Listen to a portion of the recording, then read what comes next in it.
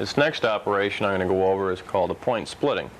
The point splitting is generally done on the heavy web drills like the parabolic and the cobalt drills, and it can also be used on other drills. It helps in centering the drill and also getting the chips out of the hole.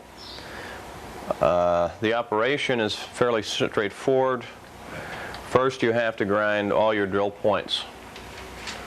Grind them down and sharpen them, then you do a secondary operation, you split them. So after you've ground your point, you would set the drill up in the chuck. In this case, you're going to use two setting blades. This one is an end stop, slides in the top of the setting plate piece, and then you push the drill up against it and rotate the lip down on the setting blade again. Now this is setting it out a specific distance so that you can repeat when you split each point on the drills.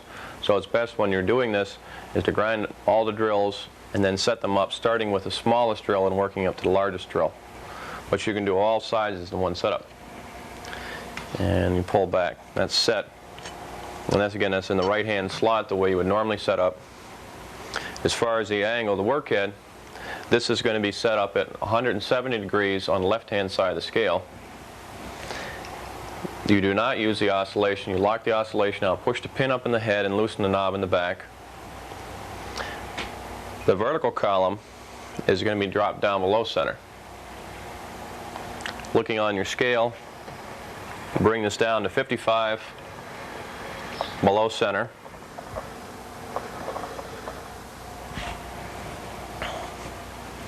Now bring the grinding wheel into position.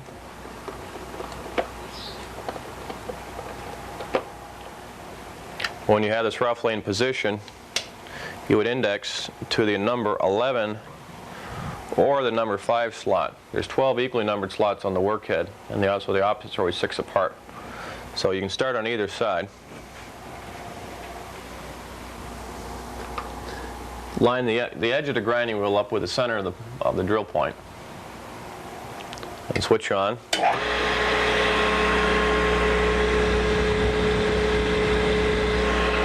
Then looking down from the side, feed in.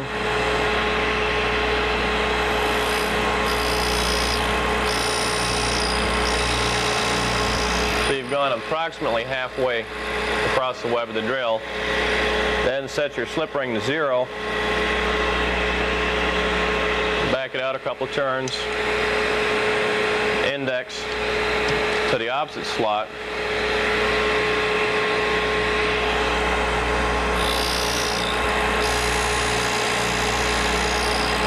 And just feed it back into 0.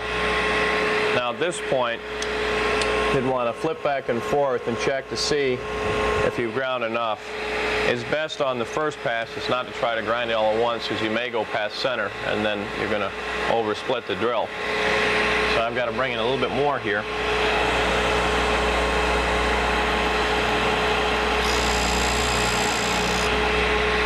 So I'm bringing a little bit more. Flip to the other side.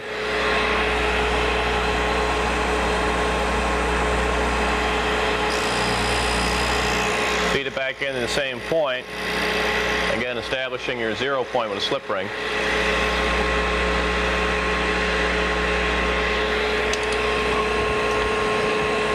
Check that out. If you have it split to center, then you've gone through the initial setup and you're set to grind the next drill. You simply switch the motor off, feed the wheel out, set it in the right hand slot, take the drill out. Okay, and now to put the next drill in, you would simply put it back in the same position that you had before, pushing the tip of the drill against the setting blade and rotating the lip onto the step. Indexing to number 11 or 5 slot. And feed it into 0, back it up, go to the opposite slot, and feed it back into 0 again. And each drill you'll have split to center. Now you're going to have a little bit of wheel breakdown with this.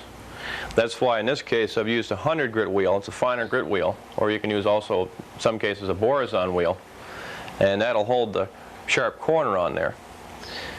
You can probably, with a 100 grit wheel, you could probably run 20, 30 drills before you'd have to dress. And after you've done about 5 drills, it's best to probably feed in 1/1000ths more on your dial feed to compensate for the wheel breakdown. I'm also using a smaller diameter wheel. Recommend using something around 5.5 or 5 or 6 inches in diameter. This will give you a steeper cutback on the drill when you're point splitting. On the Model 380, there is no end stop for setting the tip of the drill, so we recommend setting it at 30 on the scale.